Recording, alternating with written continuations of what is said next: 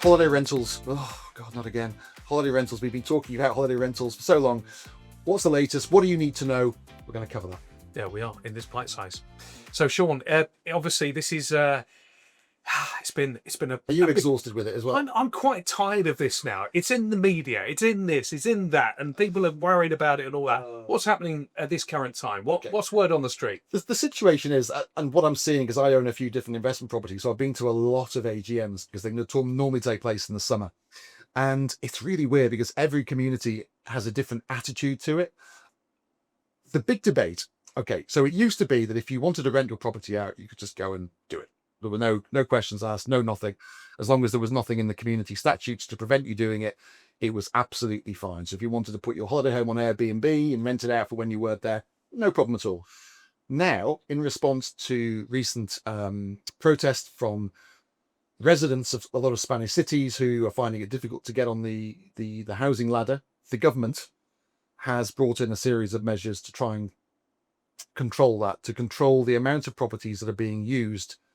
Well, they say for speculative purposes, but what they mean is for holiday rentals.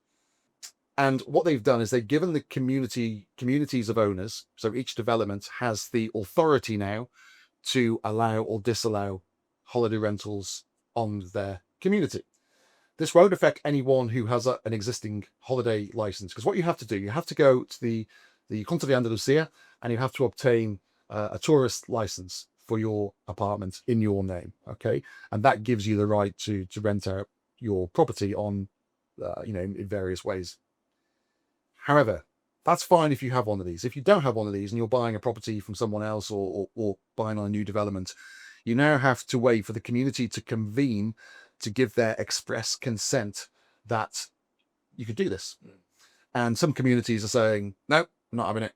And some communities are saying, yeah, we're fine about it. No problem at all. Most communities, because you need a 60% majority to get this through, most communities, there's a degree of apathy. Because if you go to any community meeting, normally there's about 10 people that are out 100. So these aren't being voted in favour because there simply aren't enough people to pass it. And what it's then going to is effectively a postal vote. But then, if you haven't voted, it becomes a yes vote. So it's all a bit confusing, but a lot of communities are getting it passed that way. What we are seeing, though, is we're seeing almost the start of a two-tier demand. So we've had clients who said, look, I want to buy a property in Costa del Sol. I want to use it for maybe 6 or 8 weeks of the year, but I really need the flexibility of being able to rent it to tourists the times I'm not there. I need maybe 10 or 20 weeks rental. That'll pay my mortgage and my running costs, and off we go.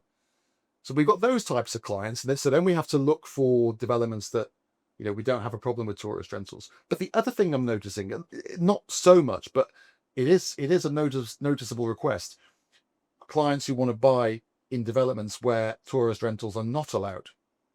So people who are moving over here for permanent living and they don't want tourists. Yep. So that has started. Now, there's not as many of those people as there are of the people who want that hybrid kind of investment lifestyle, but that does exist. So we're ending up with the situation like we need a register of communities that do and communities that don't, and then we can put the people in the right thing. Yeah, and also I think it's be careful what you read in the press. Again, we're always saying this, don't we? Check it out from proper sources. Speak to your agent. Get a good agent to talk with that can help you as well, because not all you hear and see and read is fact, is it? Obviously, there's some recent updates in Malaga itself, and that shouldn't be confused with the greater area where they're I think they're stopping new applications for the next 3 years, but that's only the Malaga region, not necessarily down here. So it's easy to get that mixed up and go, oh, we can't do it, but you just got to check it out. Yeah, so there's Malaga province, which includes where we are, and there's Malaga City. Now, Malaga City, it got a bit oversaturated. I go to Malaga quite a lot, just for the day, normally go and have some lunch on a Saturday. It's nice. It's fabulous, yeah, and you feel like you've been away. What I have noticed in Malaga over the last 10 years, it's a lot more tourists. It's great. But also it's the quality of tourism. And what I have noticed in Malaga is a few kind of stags and hens and stuff like that, which is what Malaga doesn't want it to be. And I think Malaga is kind of the little younger brother or sister of Barcelona, because it's very similar in terms of look and feel. And I think they've seen what Barcelona has done and what it's become. and they don't want Malaga to end up the same way. So they've said, whoa, okay, we've got enough. Let's put a pause on it for the next 3 years. But will it hurt demand in Malaga? Well, it'll hurt demand in Malaga from people who want to buy a little place in the Old Town or in the Soho district, but they need to rent it out for 10 weeks of the year. That market now has gone. For people who want a weekend retreat and want a holiday home but no rentals, fine. You can still go ahead and do it. But we'll have to wait and see how that's going to affect the pricing in Malaga City. That's not a market that we're really involved in, but it might be a sign of things to come in other areas. Yeah, for sure. Good stuff. Well, until the next bite size from Sean and myself, see you soon.